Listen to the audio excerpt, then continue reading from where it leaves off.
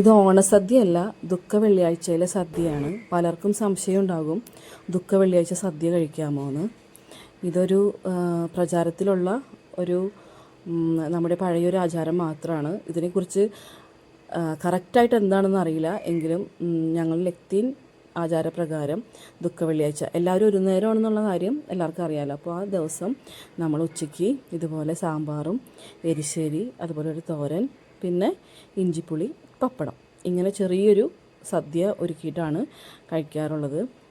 സാധാരണ നമ്മുടെ വീടുകളിൽ നിന്ന് ആരെങ്കിലും മരണപ്പെട്ട് കഴിഞ്ഞാൽ സംസ്കാര ചടങ്ങുകൾക്ക് ശേഷം നമ്മൾ വരുന്ന ബന്ധുമിത്രാദികൾക്ക് വേണ്ടി ഒരുക്കുന്ന സദ്യയുടെ അതേ രീതിയിൽ തന്നെയാണ് ഈ സദ്യയെ നമ്മൾ ഒരുക്കുന്നത്. ഐതിഹ്യം എങ്ങനെയാണെന്ന് ചോദിച്ചാൽ കറക്റ്റായിട്ട് എനിക്കറിയില്ല. പക്ഷേ ഇത് കാണുന്ന പലരിലുള്ളൊരു സംശയമാണത്.